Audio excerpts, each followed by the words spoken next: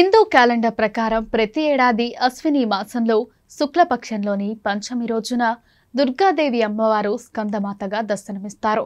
బెజవాడలో దుర్గమ్మ శ్రీ మహాచండీదేవి రూపంలో దర్శనమిస్తారు. ఈ నేపథ్యంలో అక్టోబర్ 7వ తేదీన సోమవారం రోజున స్కందమాత చండీ పూజను జరుపుకోనున్నారు. ఈ అమ్మవారిని పూజించడం వల్ల సంతానం లేని వారికి పిల్లల గురించి శుభవార్తలు వినిపిస్తాయి. స్కంద అంటే కార్తికేయుడు. ఈ తల్లి దుర్గాదేవి స్వరూపం. కార్తికేయుని తల్లి కావడంతో ఈ స్వరూపానికి స్కందమాత అనే పేరు వచ్చింది. కాశీఖండం దేవి పురాణ ఖండం స్కంద పురాణాలతో ఈ దేవి గురించి ప్రస్తావించబడింది. ఈ సందర్భంగా నవరాత్రుల్లో 5వ రోజున స్కందమాతను పూజించే విధానం, శుభముహూర్తం, స్కందమాత మంత్రాలను పఠించడం వల్ల వచ్చే శుభ ఫలితాలేంటనే విశేషాలు ఇప్పుడు తెలుసుకుందాం. హిందూ పురాణాల ప్రకారం దుర్గామాత 9 రూపాల్లో ఒకటైన స్కందమాతను 5వ రోజున పూజిస్తారు. ఈ దేవి సింహంపై స్వారీ చేస్తోంది. ఈ అమ్మవారిని పద్మాసన దేవి అని కూడా పిలుస్తారు. తల్లి స్కందమాతను గౌరీ, మహేశ్వరి, పార్వతి, ఉమా అని కూడా పిలుస్తారు. ఈ తల్లికి 4 చేతులుంటాయి.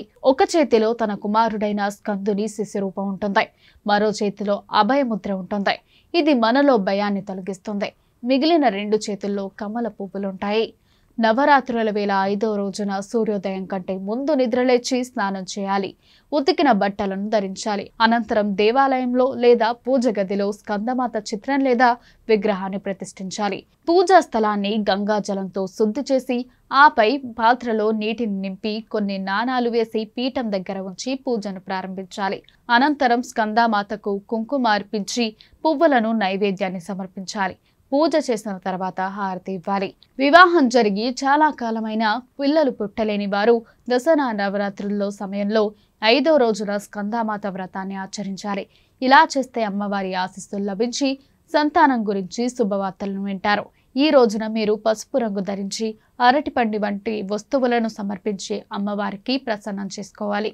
పురాణాల ప్రకారం తారకాసుడు అనే రాక్షసుడు కఠోర తపస్సు చేసి బ్రహ్మదేవుని నుంచి అమరత్వం వరం పొందాడు. ఈ వరం ఇచ్చిన తర్వాత ప్రతి వ్యక్తికి మరణం ఖాయమనే సత్యాన్ని బ్రహ్మదేవుడు తెలియజేస్తాడు. దీనికి బ్రహ్మదేవుడు అంగీకరిస్తాడు. తారకాసురుడు వరం పొందిన తర్వాత అహంకారంతో ప్రజలను హింసించడం ప్రారంభించాడు. ఈ సందర్భంలో ప్రజలు తనను కాపాడాలని శివయ్యను వేడుకుంటారు. అప్పుడు శివుడు పార్వతిని వివాహం చేసుకుంటాడు. వారికి జన్మించిన కుమారుడు కార్తికేయుడు తారకాసుడిని సంహరిస్తాడు. అందుకే ఆమెకు స్కందమాతగా పేరొచ్చిందని చెబుతారు. ఈ మాత తన భక్తులకు బలాన్ని, శ్రేయస్సు, మోక్షాన్ని ప్రసాదిస్తుంది. తనను భక్తి శ్రద్ధలతో పూజించిన వారికి ఖచ్చితంగా ఆశీర్వదిస్తోంది. ఈ అమ్మవారి అనుగ్రహం ఉంటే జీవితంలో సుఖశాంతులు లభిస్తాయి. అందుకే స్కందమాతను ముక్తికి తల్లిగా చెబుతారు పండితులు.